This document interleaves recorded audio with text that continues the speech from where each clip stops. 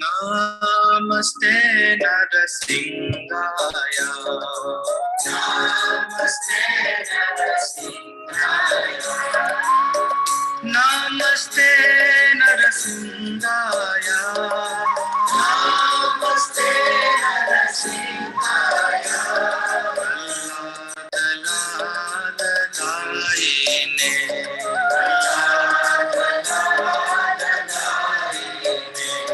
Hiranyakashi Purvakshaha. Hiranyakashi Purvakshaha. Shilakankana Kalaye.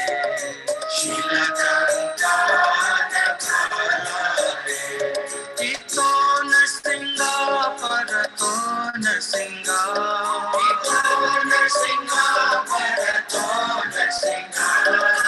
Yato yato yami tato Narsinga. Yato yato yami tato Narsinga. Bahir Narsinga Hridaye Narsinga. Bahir Narsinga Hridaye Narsinga. Narsinga Madhim Sharanam Prapate.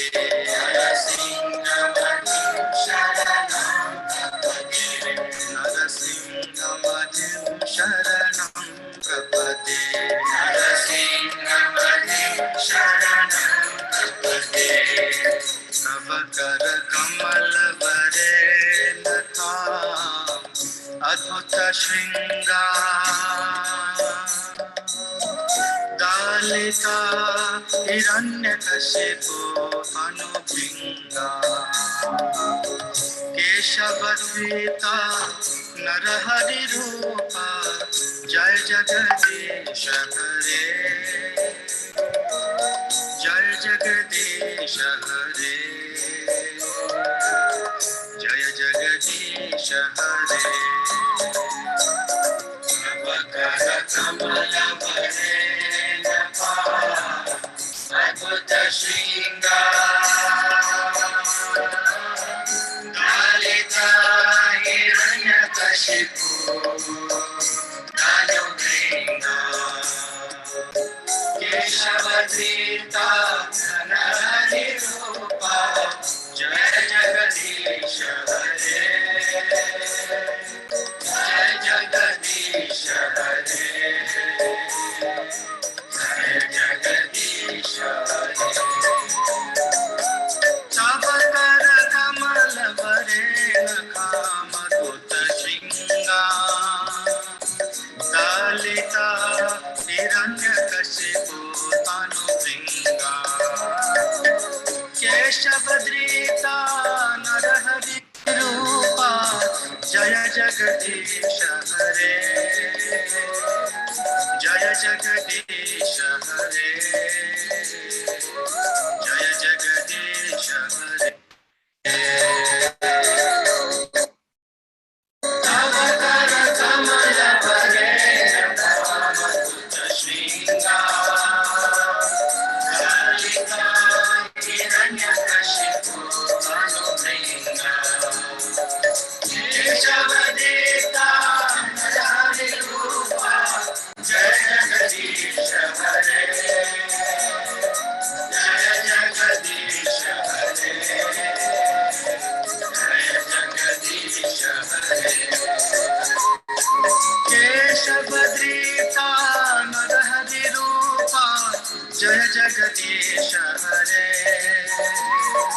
Jaya Jagadish Hare Jaya Jagadish Hare Keshavadrita Narahari Rupa Jaya Jagadish Hare Jaya Jagadish Hare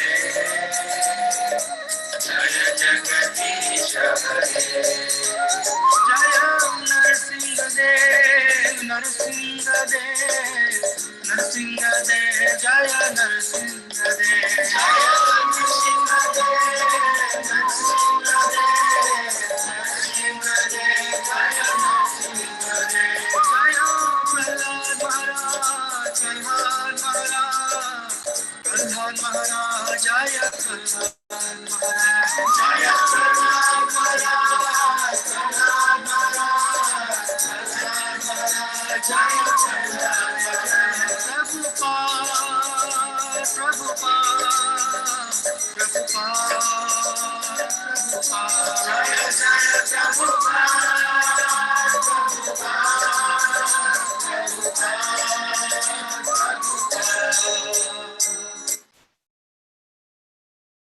Hare Krishna, dear devotees, Danta Pranam, Jai Shri Prabhupada. So good to see you all. Hare Krishna Mataji. Hare Krishna Hare Mataji. Dandavad Pranam. All glories to Srila Prabhupada. Jai Shri Prabhupada. Okay, so let's get started here. And I don't know what's happened to my system here, but when I'm fighting with it, oh, my system goes through some phases, isn't it? It'll be good for a few months and then it goes crazy. Now it just.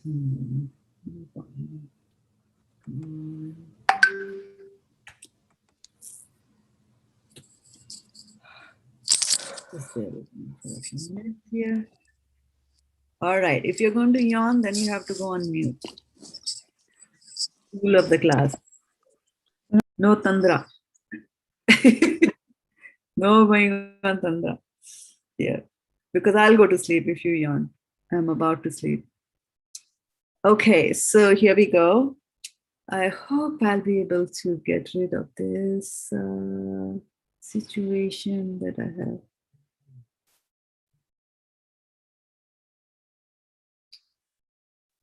All right. Just bear with me. So which verse are we doing from the Bhagavad-gita? 3.24, Mataji. 24, Mataji. 24. Did we do 23? Yes. Yes. What was 23? Yes, Mataji, we have done 23. And what did we do in 23? Where Krishna says if he fails in performing his duty, then all other men will follow that same path. And is that 23? Is it? Yes, All Mataji. right. 24. Very good. Okay. Let chapter 3 come out. There's something wrong here. Ah. Just bear with me.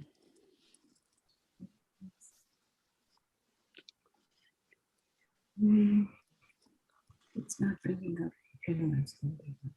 24. Okay, we'll go to 24 after this brief prayer to the spiritual master. And I think also I'm recording on Zoom that might be putting pressure on my screen here. Stop the recording. That will not go crazy.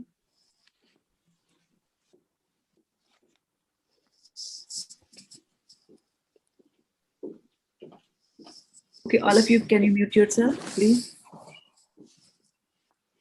I'm having too much background noise to be able to concentrate in the class. Do you want me to mute all of you?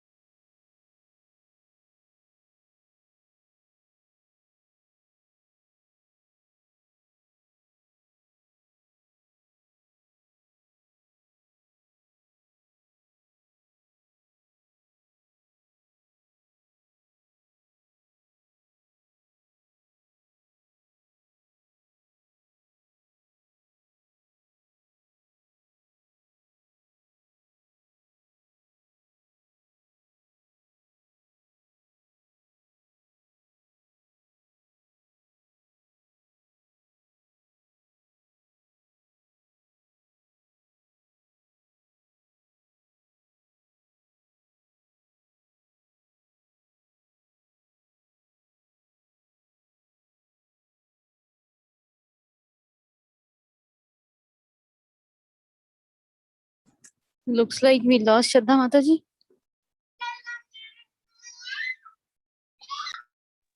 Yeah. Yes, Mataji. She's not. Yeah.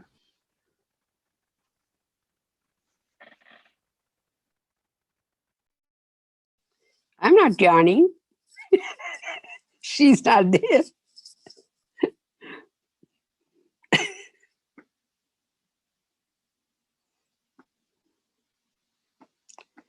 Mataji.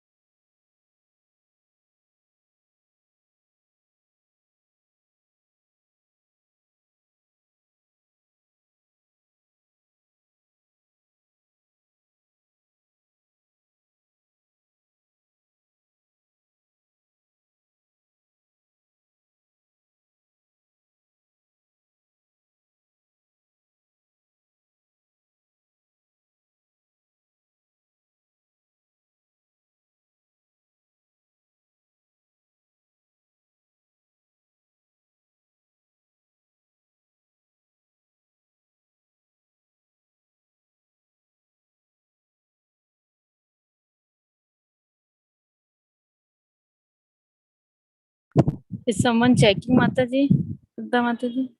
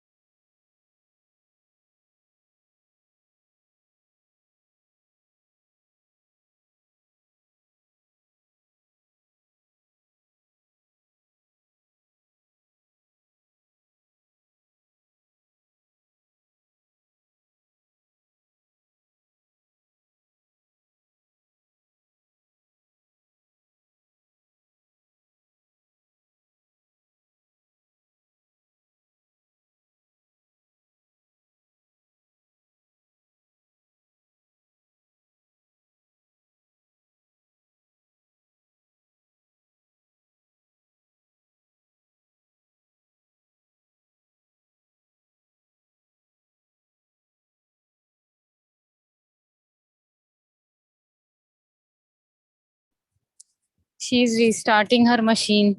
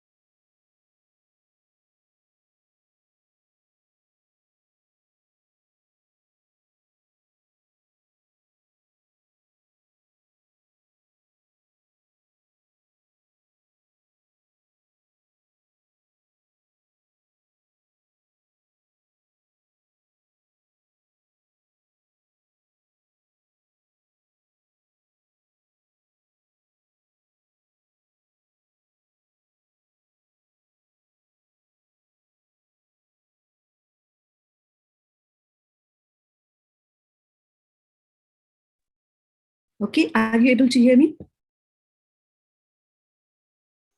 Yes, Yes, Mataji. Mataji. Yes. Okay, very good. Let's get going. So last time I was talking to you all and I think you were not able to hear me. So we will get going. Is today the longest day or will it be tomorrow? Tomorrow will be the longest day, right? Daytime will be longest. Is it tomorrow? I thought it was today, 22nd, but I don't know. I was asking. It was yesterday. Yesterday? Ooh, we missed it. Okay, let me just switch on the light here. Can't see properly.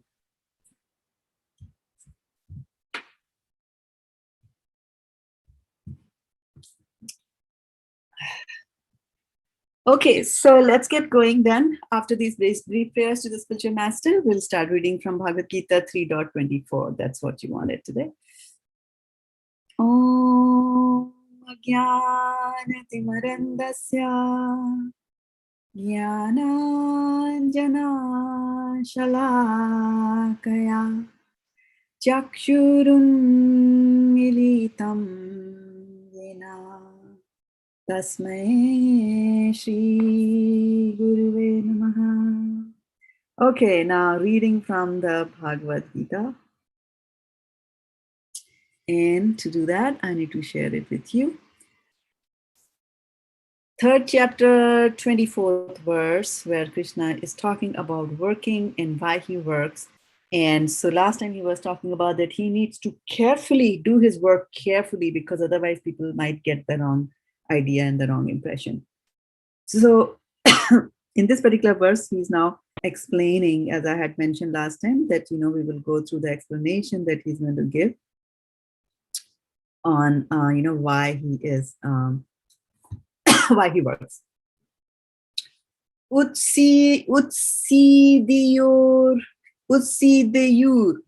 Utsideyur loka na kuryam karma chedaham sankarasya cha kartasyam upahanyam imaha prajaha.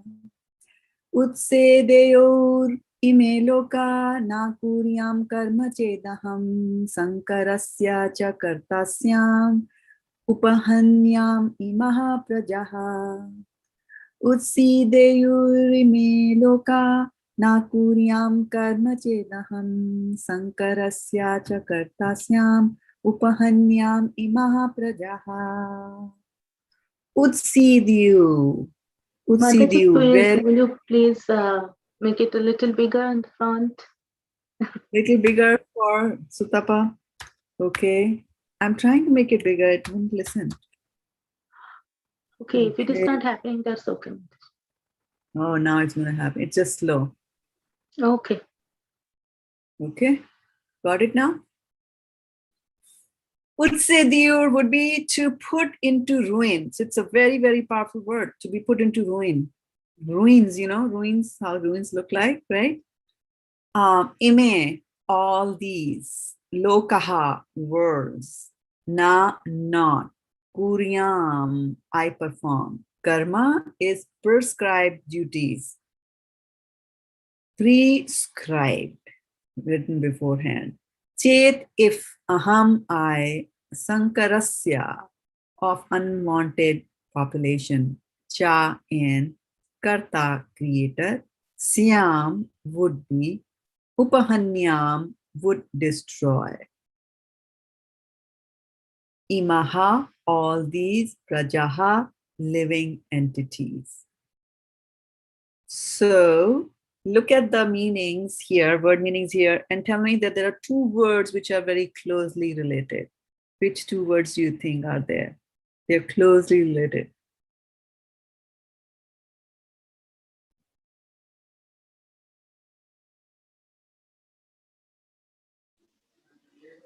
Utsidyahu upahanyam. Very good. Very, very good. Utsidehu is talking about to put into ruins, and upahanya means to destroy, right? So people can destroy, but then, the worst kind of destruction is that you're completely ruined, right? So ruin is a very powerful word, although we can go and say that the hairdresser or the hair cutter or the barber ruined my hair. Ruined means now it's very difficult to get them back to the normal situation. So Utsedyu would be put into ruination, and upahanyam. And if you remember from the 2nd chapter, hanya means to kill. Na hanyate hanyamane. Hanyamane sarire. while he was describing the qualities of a soul. At that point in time, he had said that na hanyate hanyamane sharire. Okay, so here Prabhupada is explaining that why he works. Krishna is explaining to, not Prabhupada, Krishna is explaining to Arjuna that why he has to work.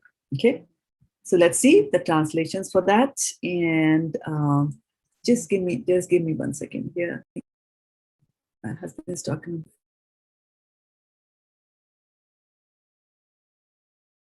Okay. So what if I did not perform prescribed duties, all these worlds would be put to ruination. I would be the cause of creating unwanted population, and I would thereby destroy the peace of all living beings. Purport by Srila Prabhupada ki jai. Varna Sankara is unwanted population which disturbs the peace of the general society. In order to check this social disturbance, there are prescribed rules and regulations by which the population can automatically become peaceful and organized for spiritual progress in life. When the Lord descends, naturally he deals with such rules and regulations in order to maintain the prestige and necessity of such important performances. The Lord is the father of all living entities. And if the living entities are misguided, indirectly the responsibility goes to the Lord.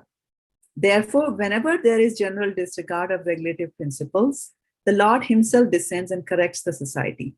We should, however, note carefully that although we have to follow in the footsteps of the Lord, we still have to remember that we cannot imitate him. Following and imitating are not on the same level. We cannot imitate the Lord by lifting Govardhan Hill as the Lord did in his childhood.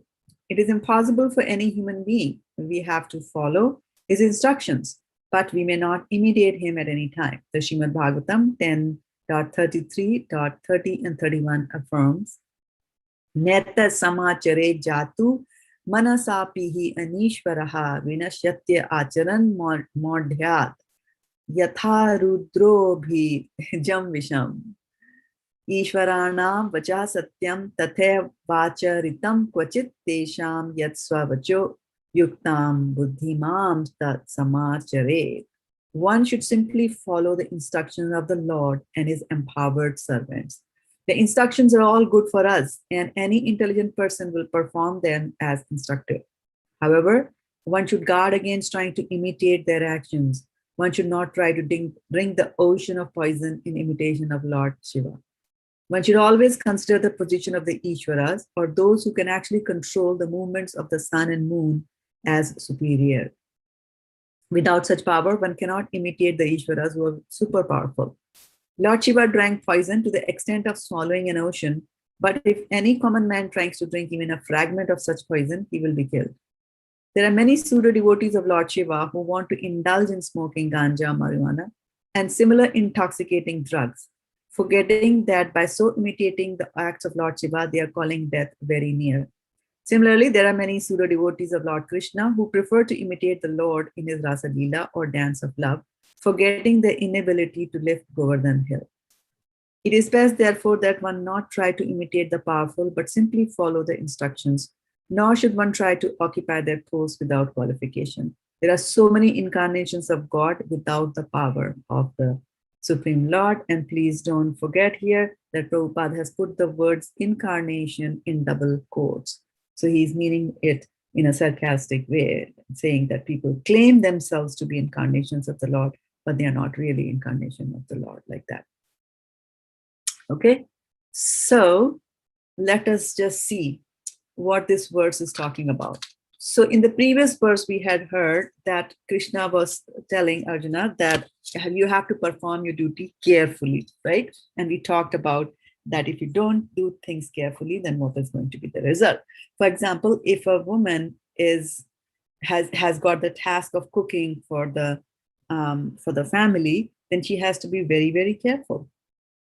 Because if she's not careful, if she doesn't wash the vegetables properly, she doesn't, heat it properly, doesn't cook it properly, then that family will innocently eat it, and then they will be put to ruination. At least the digestive system will be ruined like that. So whenever we have some kind of a duty, we have to make sure that we follow and the duty, and we do it with utmost care. Utmost care we have to do. And that is why we see that Krishna, when he's here, comes down to this earth. So why does he come down? Paritranaya sadhuna vinashaya cha dushkritam, right? So for the pleasure of the devotees and to annihilate the evil-minded. And when does he come here? Yada yada hi dharmasya glanir bhavati bharata. Whenever there's a decline in religiosity and irreligion is on the rise, that is when he comes. And so he comes here to dharma samsthapanartha. So he comes here to establish the religious principles again. So how can he establish the religious principles if you don't yourself follow them, right? So to be able to command the populace, or to be able to command even one person, you know, and have them do whatever you want them to do, then they should be respecting you a lot. They should be respecting your word, you know, your actions, your deeds, and so on and so forth, right? So there has to be that respect thing there. I mean, of course, by fear also people will do it, but you know, it doesn't lead to the same results, right? So when people faithfully follow you, they do that because they have love and respect for you. And so Krishna just cannot say things left, right, and center to others without following them in his own life. For example, if he's talking people of doing their duty, so what are you doing? What is your duty as a king of Dwarka, as the child of Yashoda, as the lover of the gopis, and also as Deviki's son? So he's going to do all those things in the proper manner so that he sets a good example.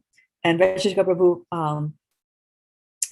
says that, Allah quotes this thing a lot. It's by Saint Francis of Assisi, a Christian saint, and who said, he was teaching to his disciples, and he was telling them that, you know, you should preach. You should preach 24/7. This means, like, you know, 24 hours of the day you should preach. And then he says you should preach 24 hours of the day. And sometimes you must talk. So out of those 24 hours, preaching doesn't mean that you have to talk nonstop, right? You preach by your behavior. And people to whom you're preaching, they are very constantly and very vigilantly watching your actions. And what exactly are you doing, right? And we might get away by putting on a facade and, you know, show one face in the public and then have another face in the private, which can happen quite often with the preachers. And we have to again remember that no one in this material world is alone. You see how one can go to a shop and big mall and think that nobody is looking at them and pick up something and put it in the purse. And as soon as they step out of the shop, you know, they hear the sirens and the police is there to catch them. So what happened? So these shops have got, as you know, they have got closed circuit surveillance. Televisions are there, which are constantly monitoring and alerting the manager. So similarly, all of us who are here in this material world, they are also under the close surveillance. And whose surveillance are we? We are under surveillance of the demigods. They're constantly looking at us. So it's a pretty it's a pretty bad situation for us, right? You know, wherever you are, you come and sit and you think there is a roof on my head, but you know, Shivji can still see you like that. Because as Prabhupada says, that they are very, very, very, very powerful. So we have to be pure inside and outside, and practice whatever you are preaching. And that is the difference between a saintly person and a non-saint, you know, a person who's not saint, godly. And so a person who's not a saint, you know, he will think something, say something, and do something. Right? Think something, say something, and do something. Whereas a saint, whatever he thinks, he says, and whatever he says, he does. Right? So they're thoroughly clean inside out. There's nothing for them to hide. There's no manipulations going on in their head. There is no memory that they need. Like, what did I tell Sutapa? Oh, Sutapa asked me, how much is your salary? All right, I told her this. And then Vindhyavali Mataji asked me, what is your salary? I gave her another number. Now I have to remember. What did I tell Sutapa? What did I tell Vindhyavali? Because next time they ask me, I have to tally and the figures have to be the same, right? And then, of course, I have to remember my real salary also, which was neither of the two were the truth, right? I told a lie to both of them. So life becomes very complicated if we start lying left, right, and center on these small things, right? So what Krishna is saying to Arjuna is that if I am saying something, I preached to you throughout these throughout at least almost 2 chapters here. And so whatever I'm saying to you, I should also apply in my life. So I have told you that you're a Kshatriya, it's your duty to fight. If you die in the war, then you'll go to heaven.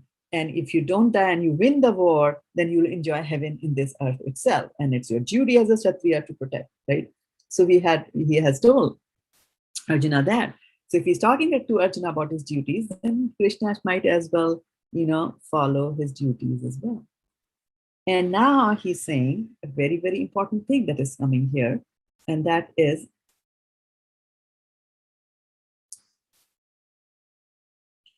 if I did not perform prescribed duties, all these 3 worlds will be put to ruination. How is that going to ruin, right? It doesn't happen, right? One son in the family doesn't work. It doesn't ruin the other son, usually, unless he comes and borrows money from the second one, and that's it. And both are ruined. And so he says that if I did not perform the duties, these worlds will be put to ruination. And then he says, I would be the cause of creating unwanted population. Now, here is the interesting thing, and I'd like to bring up the first chapter of Bhagavad-gita. I hope my system will allow me to open a new window. Now, it's coming up.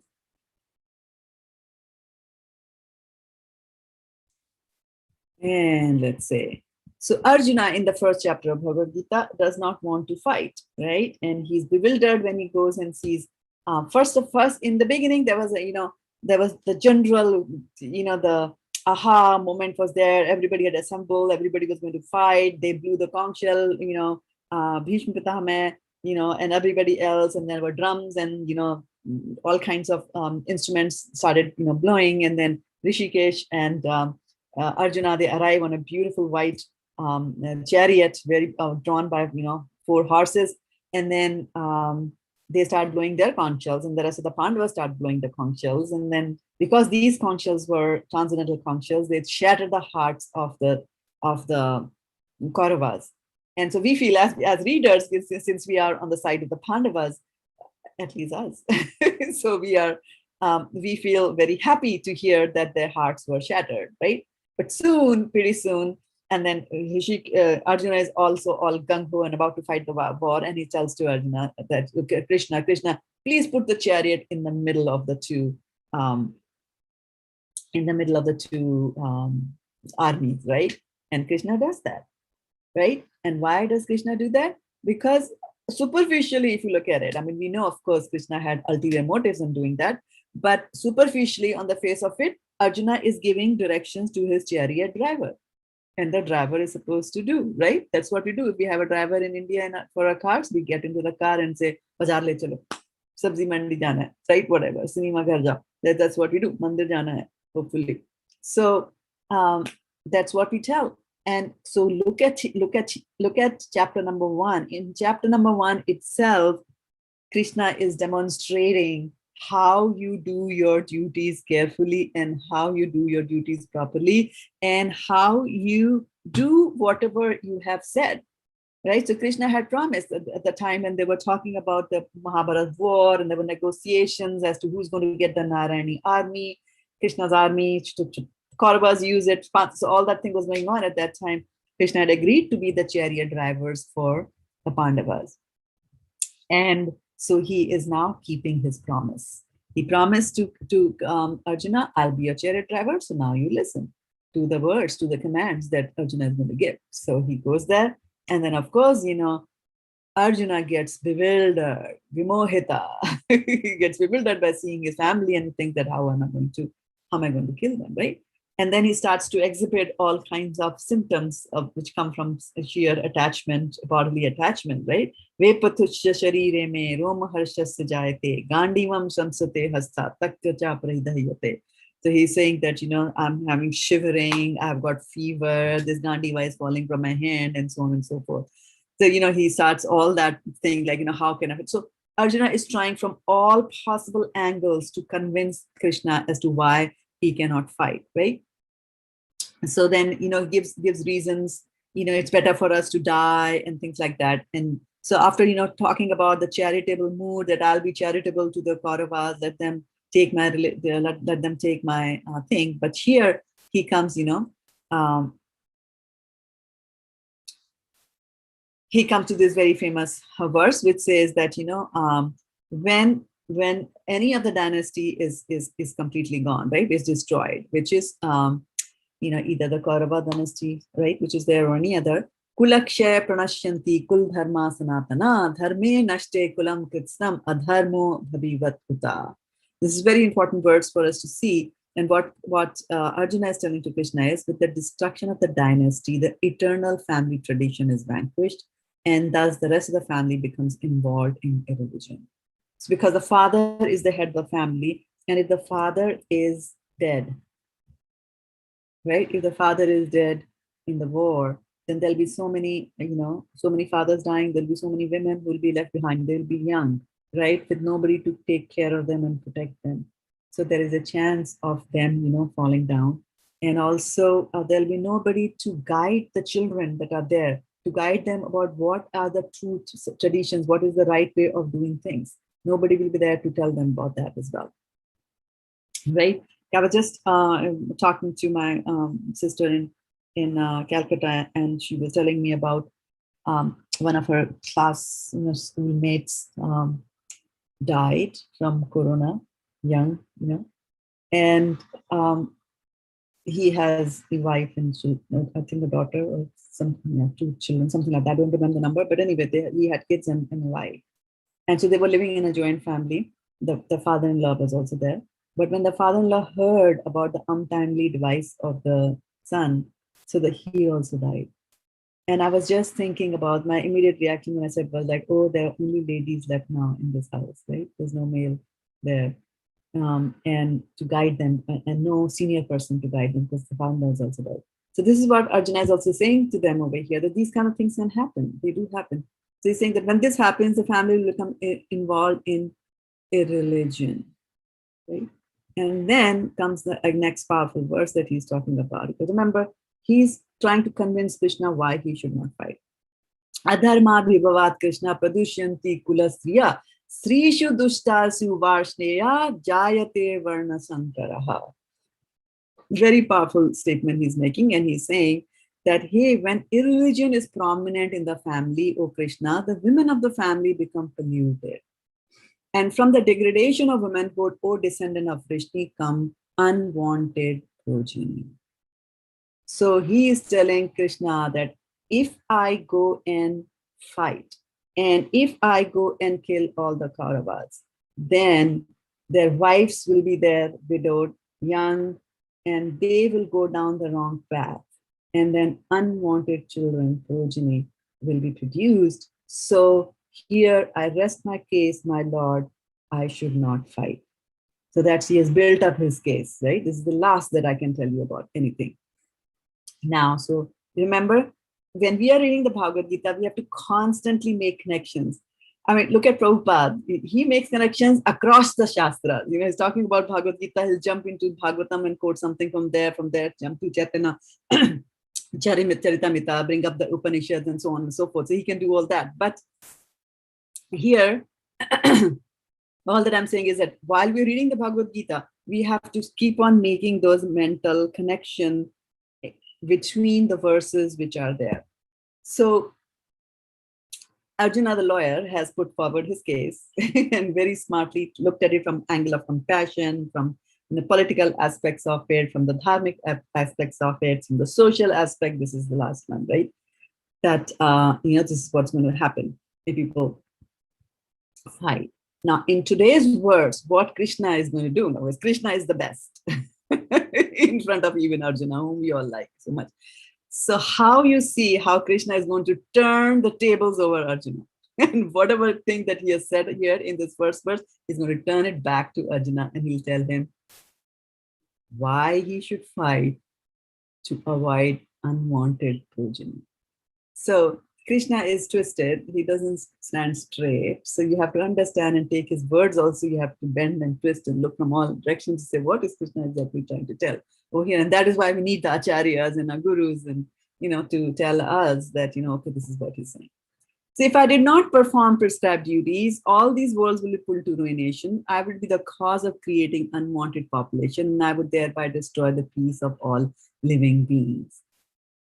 Now, so what is unwanted population? Can somebody tell me what is the Sanskrit for unwanted population?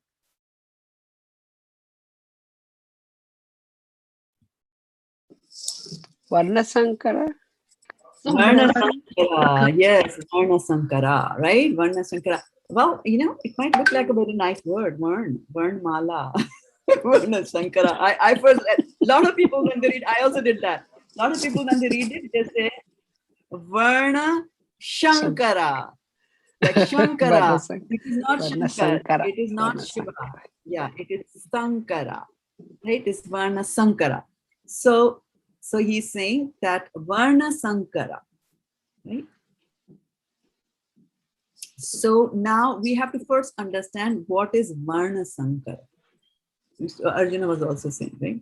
See to this tire to Varshaneya, Jayate Varna Sankara, right? Here also, Varna Sankaraha, he's saying, right? And here he's talking about that I'm going to kill, I will be the cause of, Ima Sankarasya, of unwanted population. Unwanted. So yes, why is it unwanted, right? And here Arjuna is talking about Varna Sankara. So we have to understand the meaning of the word Varna Sankara. Okay.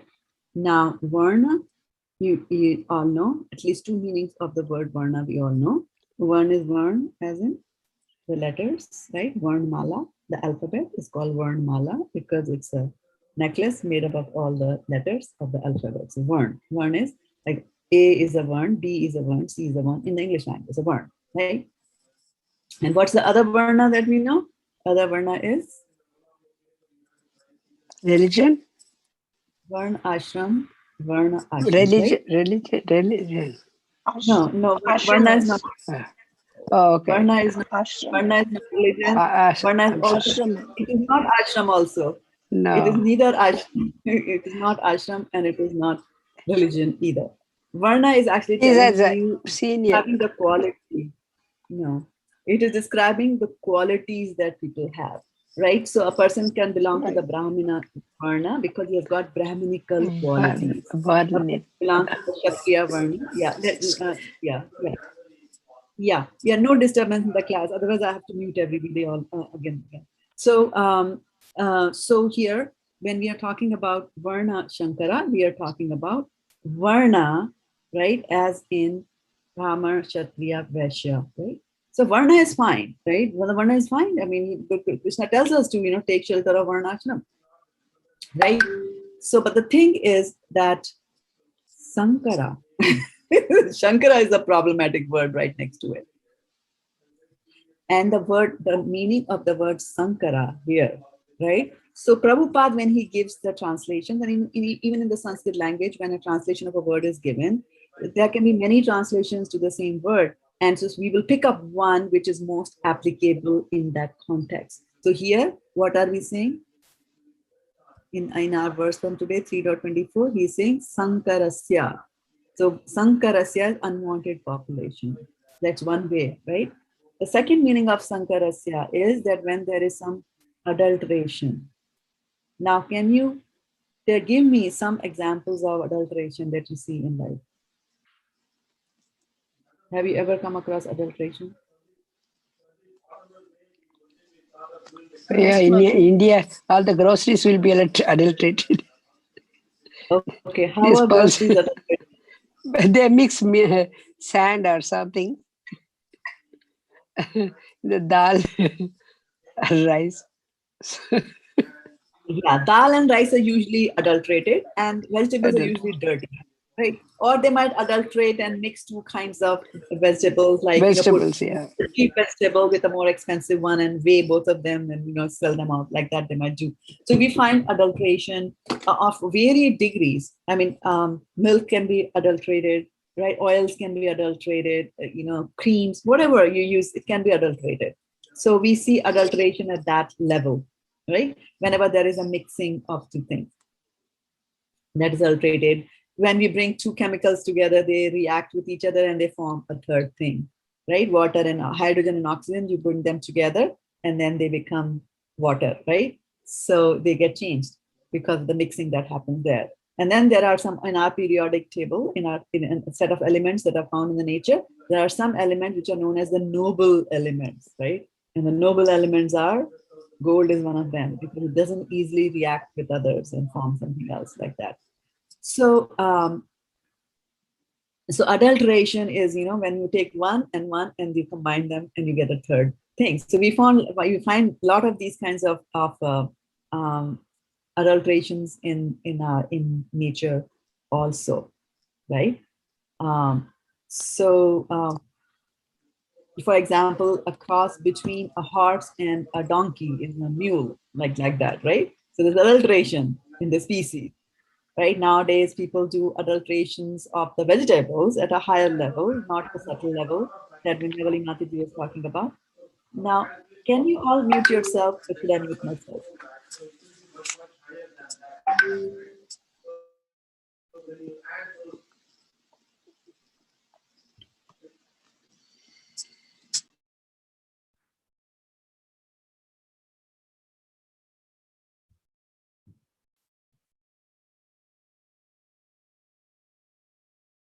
Okay, so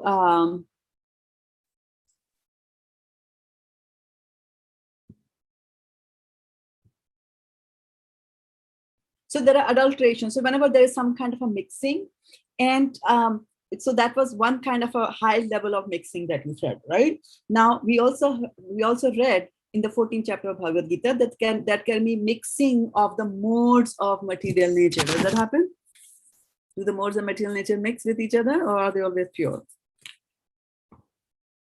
See, if you make noise in the beginning, then I have to go to this trouble of unmuting you all.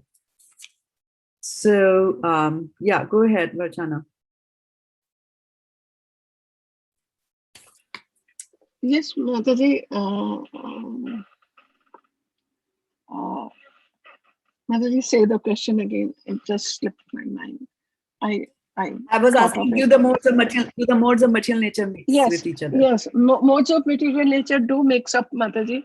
And we are in goodness, and suddenly you see somebody comes and your some phone rings, and somebody has some different kind of tune, and your thought process is totally changed. So mode of goodness changes into rajas also, and to you see ignorance also.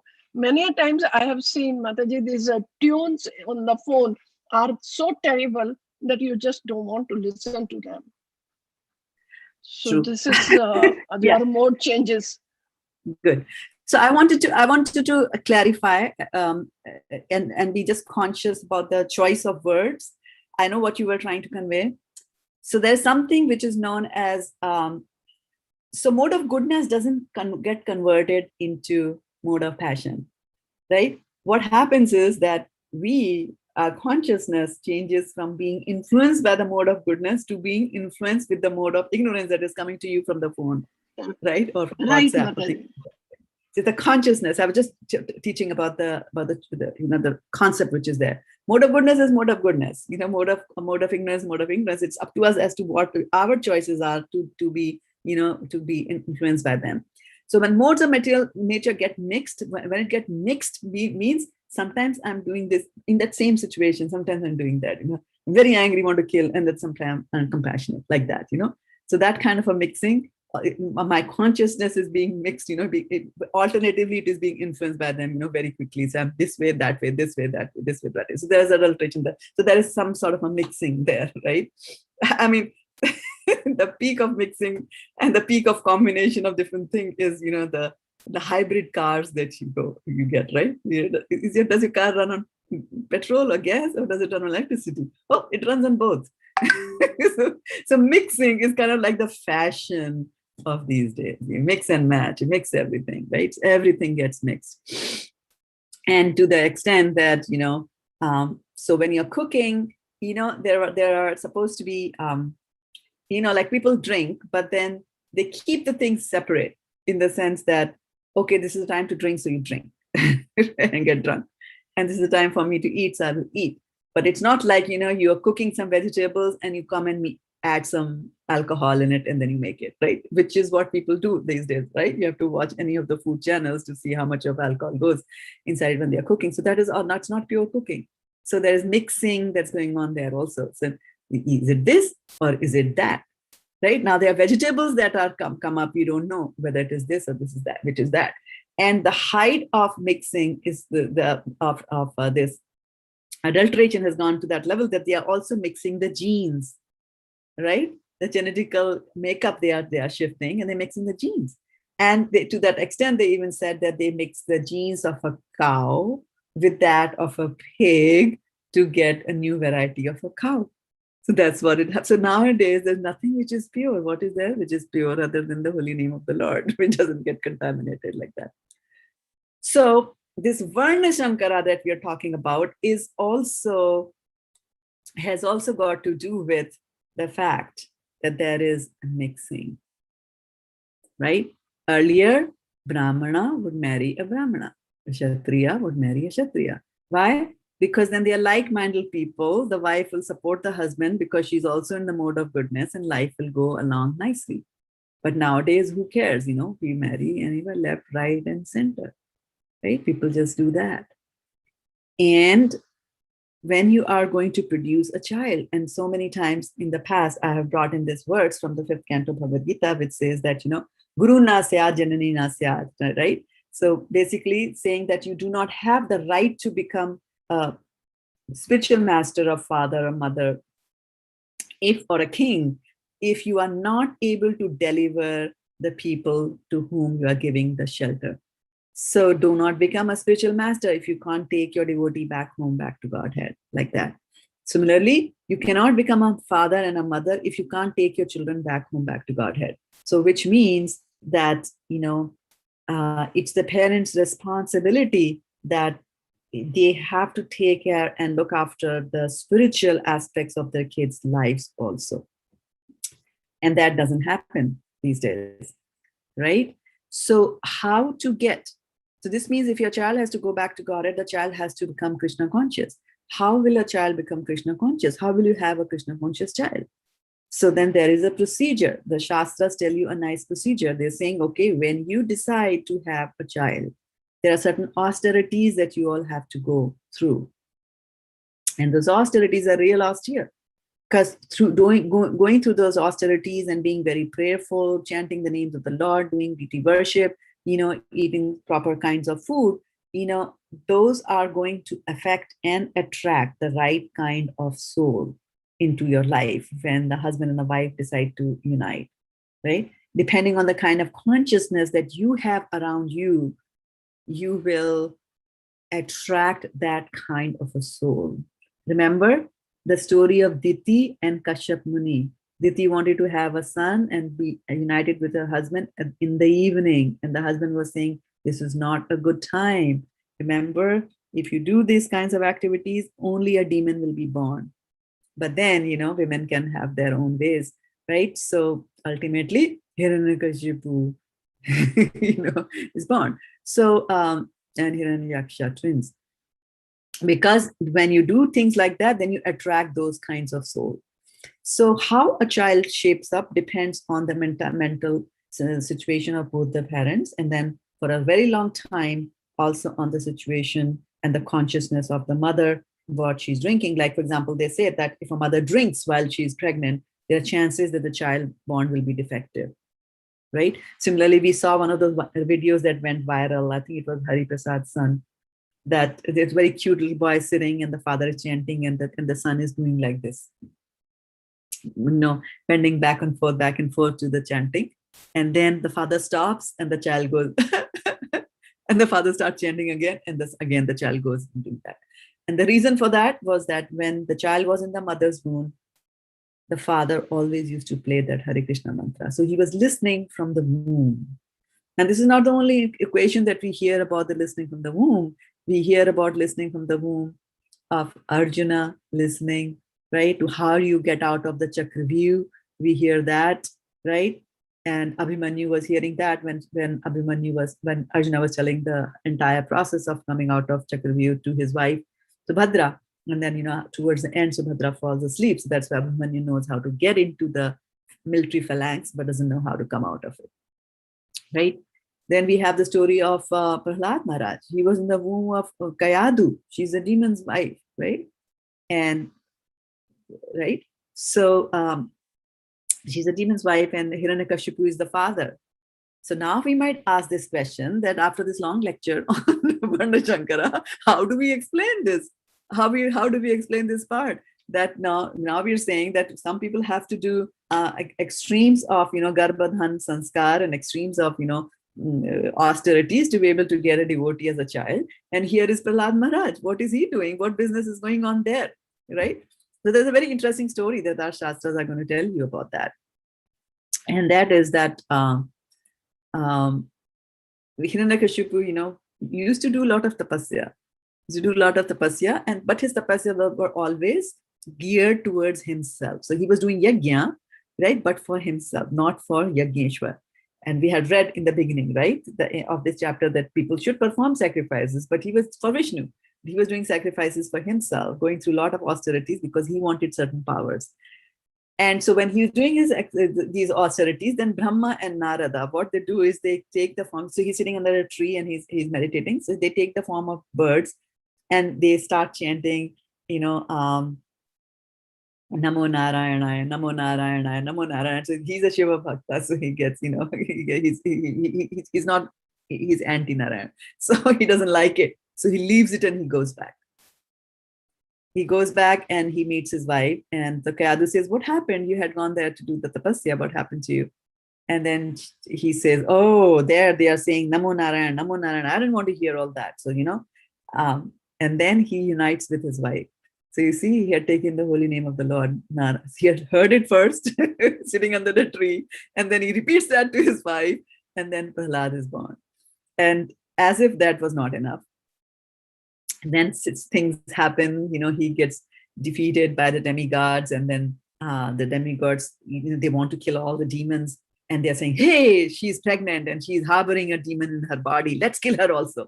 So the demigods are trying to drag her and take her to Indra so that Indra can chop off her head. That will be the end of all the demons. But then, of course, on the way, Narad Muni comes and they tell them that, no, don't do that. Because in her womb, there's a devotee of the Lord. So he's not a demon, so leave her and let her come and live with me in my ashram. So she stays there pregnant. And then Narad Muni, recites the Bhagavatam to her, which is what we recommend to ladies, right? Pregnant ladies here, that you should hear the Bhagavatam. So she hears, but the purpose, Narad Muni's purpose was to, recite the Bhagavatam to Prahlad Maharaj, right? So that is why, you will see that aberration. It's the glories of the holy name. It's the holy name which is acting over there, which is making, which allowed, and because of which a devotee is born in the family of a demon, like that, right? But otherwise, most of us are Varna Sankaras. That's why Prabhupada says, all of you are Shudras, because none of us went through the process of Garbhadan Sanskar, at least most of us didn't. And so what should we do now? Having born a Varna Sankara and produced so many Varna Sankaras, what are we supposed to do now? Right? The unwanted population. Right? So this is one level of unwanted population. The second level of unwanted population is when the kind of activities that happen these days, there are rapes and all those kind of things that happen. So there also you get unwanted population. You can understand unwanted population in that extent that the woman was not willing and somebody forced, and then she, now there is unwanted population. But it's not even that, people have unwanted population, even they're married and they have population and then they don't want the population, so they'll go and get it killed like that. Or unmarried women like that, right? So people are, all those are unwanted population. And His Holiness Devamit Swami Maharaj once came to our temple and he was giving a lecture. And it was a very interesting lecture because in most of the times in the material world, we talk about the third world countries, right? The backward and the poor countries, and how we have to educate them and how we have to think about their economic development and so on and so forth, right? But his topic was preaching to the first world, preaching to the first world, not the third world. And he was telling us how difficult it is to preach to the first world. Why? Because it is full of Varna Sankaras. Full of Varna Sankaras, absolutely no Garbhadan Sanskar. And one of the things that he said was that here in the first world countries, most of the kids are produced on a Friday night over a bottle of alcohol. You don't know, you were drunk, you don't even know with whom you were. Whose child this is, you don't even know that, right? And then, of course, you realize you're pregnant, and then, the 8th month of pregnancy, you decide to get married, or you decide to get married after the child is born, or 5 years after the child is born. Now you decide to get married, and like, who's the best boy? Who's the best man in your wedding? You're like, my son. So that's a level of, complete chaos that is over there. And he was like, if you now see a couple sitting in like, he was giving a class and like, oh, you see a couple over here and you don't know, and they have a child. Number one, you do not know who the child's mother is. You do not know who the child's father is, because this could be, someone's child from someone's, they all kinds of crazy things. A woman gets married to man. Man was already married. His son from earlier marriage is living with them, and then this woman gets divorced, but she takes the son. So the son is in no way, shape, or form her son, but she's there. Now she gets married to another one. The son is now with a mother and a father who are not their mother and father, right? So what guidance are they going to give? It's a one set of complete chaos there, right? So these are all Varna Sankaras, right? And so Krishna wants Arjuna to fight. So through all these shlokas, he's also inciting him. And so Varna Sankara is unwanted population. Unwanted population comes from rape. Rape was going to happen in that Asat Sabhaya when they were trying to disrobe Draupadi, right? If they were successful, then rape would have been a result, right? But Krishna came and stopped and prevented that from happening. So he is saying that, she prayed, she begged everybody to help her. Of course, we can understand her husband's not helping her because they were already lost the game. So they were not in a position to say anything. They had become servants of Duryodhana. But what about Bhishma? What about Kripacharya, Dronacharya?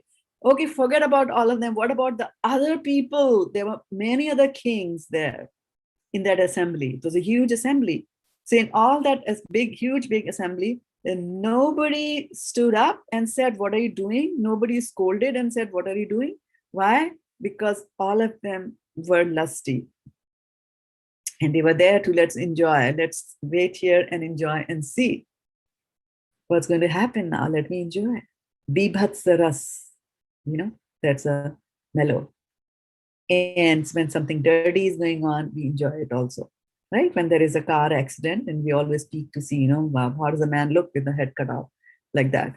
So that thing is there in us also. So they were there. And so nobody protested. So now Krishna is telling Arjuna that if you do not fight, you were saying, Sishu dusta suvashne jayate varna shankara, that poor women who will be left behind, the widows, because of their bad, behavior, we are going to have varna shankara. He's saying, no. If you do not kill all these bad people, they couldn't rape Draupadi, but they might rape somebody else because that lusty desire is there in their hearts, right? So he has done a complete somersault, a complete twist. He has given a complete twist to Arjuna's, petition as to why he should not fight. He's saying that you have to fight. You have to fight because that is your duty to fight. And if you do not do the duty, then Varna Shankaras are going to be born, and not because you are going to go and kill all these evil-minded people. So we have to remember that it is the duty of the good people to do the good things. You know, not doing something, neglecting your duty also becomes a cause, and you are liable for doing that. So many times, you know, if the doctor is on the plane and you know, patient is dying and has a heart attack and a doctor doesn't get up, then it is, you know, breach of duty. He's not doing his duty.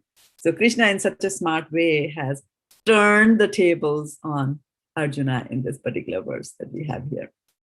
So we have crossed 8 o'clock and I have an office meeting at 8:30. So I will just pause and give you one option to ask one question. Please ask me a simple one so that I don't have to talk for long. Or any reflection, anything that you heard here in this class, which struck your mind.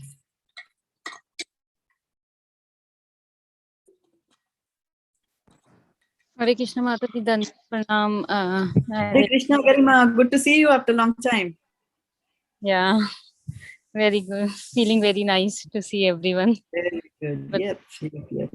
Very nice to see you. I really like the things, the statement that do your duty with utmost care. And since whatever duty you have, cooking, taking care, put your 100% attention. It should no adulteration. So that I have to remind me every day. And I really like the wonderful conversation between Krishna and Arjun, and how Krishna super smartly did the somersault, like I said. And chit pat, Yeah. like Hindi we say chit pat kar diya. Right. Yeah. Nice. Turn the tables. Yeah. So that's why it's so very important that we might think that we are doing the right thing, but we do the wrong thing. And what is right is what Krishna has said. So that's why we have to constantly go and refer to the scriptures to see what exactly does all this mean. What exactly is Krishna trying to tell us? And sometimes we don't get it, and that's why we reach out to other right? Okay, Virava Bhav, you'll have to pay extra fees to ask that extra question. But go ahead. Hare Krishna Mataji. Hare Krishna. Mataji, I had a question. You said if a doctor is in the plane and there is a patient, then it's the doctor's duty to get up and help the patient, right? But I know there was this one incident where there was this guy who got into an accident and a nurse was passing by. So she stopped and she saved the guy's life, but he lost his voice because something was stuck in his thing, but she saved the guy's life. And turns out the guy was a singer. So she was sued and she lost her license for nursing too. So in this case, she was doing her duty, but you see what happened. So how do we know when to do our duty? Like sometimes it can go the wrong way too, right? Yeah. And this is the evil law of this land. It happens more here than in other places. But there's also the Good Samaritan law, right? Good Samaritan is a person who helps others. And so if you did something out of, not knowing it, but a nurse would know. And so they go into the nitty-gritty and the details. However, don't get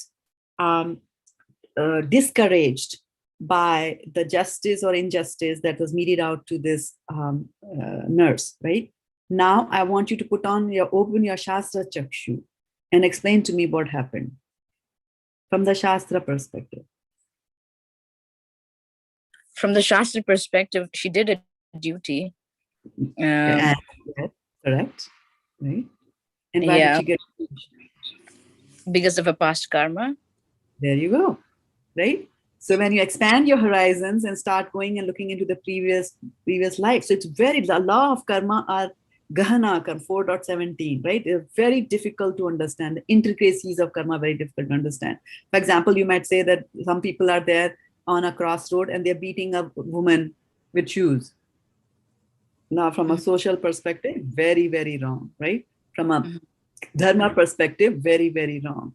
Somebody might ask that question, what do you think the old woman did to those four young men, right? Even if she scolded them for doing something, she's a motherly figure. What is wrong? Parents scold their children all the time. Doesn't mean that children start beating their mothers. Why do these things happen? Very difficult to understand till you bring in the karma concept to see she would have done that in her previous birth to deserve it here. So we have to be very, very careful with what we're doing. And although the law punished her, apparently punished her for something which she did out of good, but that good karma that she has done, right, it has gone to her bank. It's added to her bank. Yeah. And that is the only, otherwise, how do we explain a child being born blind, for example? What did the child do? Till you extend the time continuum and go to the previous birth or previous births and previous births, like that. Right? And he was, Dhritarashtra had asked that question of Krishna, a couple of questions, that why he was born blind, what did I do to deserve this, and then why did he lose all his children? So apparently, in his previous births, which one we don't know, but he had plucked out the eyes of somebody, some animal. So now the karma comes back. They're born blind. Right? And the second thing is that there were tiny, some bird had given tiny, eggs. They were hatchlings and things like that, 100. And so he had killed all of them. So because he had killed all of them, now his sons are also going to be killed off karma. And so then Dhritarashtra asked that question. He said, okay, so if I did it then, he said 100 births ago, you had done this. So he asked Krishna, that Krishna, if I did it 100 births ago, why did I not suffer immediately? Then, right? I killed somebody's children. So I had 4 children then. So my 4 children should have died. Why did it take so much time for me?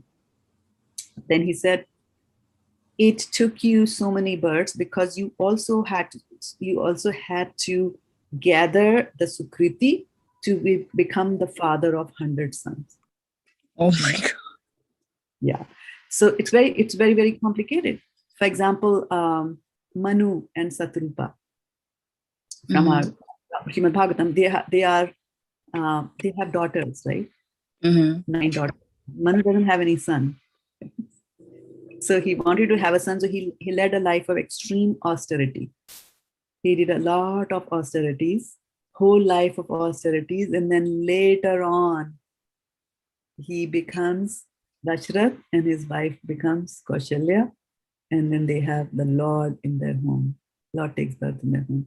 So, this is such a stark opposite example of a Varna Sankara, right? One end is the Friday night, children, and the other extreme is, doing so much of austerity. So these things, they go across good and bad. They both go across many, many lifetimes to fructify. Wow. And so when you get a particular type of a body, that you get that type of a body to, and you are studying nursing, so so a person will get a certain type of body. Some people will have kidney ailments, some people will have heart attack, some people will have cancer, some people will have low memory, some people can't smell, some people smell too much, like that. So this kind of a body is created for you to enjoy your good karma and also to suffer your bad karma. And there's a set that is defined, and because of you will suffer that much in this body. But there's a whole big pot somewhere there of our good and bad karma. And so that as long as that pot is full of either good or bad karma, you'll keep on coming here into this material world, right? And it's only devotional service that takes a stone and breaks open that pot. And then all your karmas fly off, both good and both bad. And then you go back to Godhead. Zoom, as we are all going to get out of this Zoom right now. All right? Okay, thank you, Mataji. Hare Krishna, Dhanva Pranam, Vancha, Kalpatarubhya, Kripa Sindhubhya, Paridanam Paridanam Pavanebhyo, Vaishnavebhyo, Namo Namaha. Hare Krishna. Hare Bo.